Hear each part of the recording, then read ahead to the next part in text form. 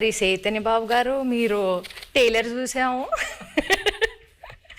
టైలర్లో రొమాంటిక్లు, ఎమోషన్లు, పాకిస్తాన్ వెళ్ళి భారత్ మాతకి జై అంటే మరి రోమాలు నిక్కబొడుచుకున్నాయండి. మరి ఎట్లా చేశారండి మీరు? ఎలా చేశానంటే చందు గైడెన్స్లో చేశాను. చందు అన్నట్టు ఇది నిజంగా జరిగిన ఒక కథ. ఫస్ట్ మనకు స్టోరీగా వచ్చి మేము ఆ స్టోరీ విని బాగా ఎక్సైట్ అయ్యి ఆ తర్వాత చందు ఒక స్క్రీన్ ప్లే ఒక సినిమాటిక్ లాంగ్వేజ్లోకి తీసుకొచ్చాడు. ఆ టైంలో ఆబ్వియస్లీ నేను రాజు క్యారెక్టర్కి చాలా దూరంగా ఉంటాను రియల్ లైఫ్లో.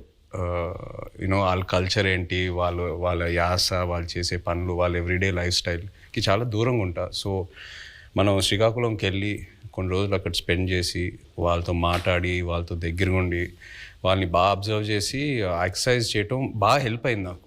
సో దానివల్ల నేను బాగా అర్థం చేసుకున్నా వాళ్ళు ఎలా ఉంటారు ఏంటనేది. సో మీరు ఏదైతే చెప్పారో ఈ పాకిస్తాను ఈ ఎపిసోడ్స్ అన్నీ అది నిజంగా కథలో ఉన్నాయి.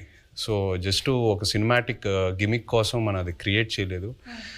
సో నిజంగా ఉన్నాయి కాబట్టి ఏదో ఒక ఆనెస్టీ ఉంది దాంట్లో. సో ఒక యాక్టర్కి అంత ఆనెస్ట్ కంటెంట్ దొరికినప్పుడు మోటివేషన్ లెవెల్స్ బాగా హై ఉంటాయి.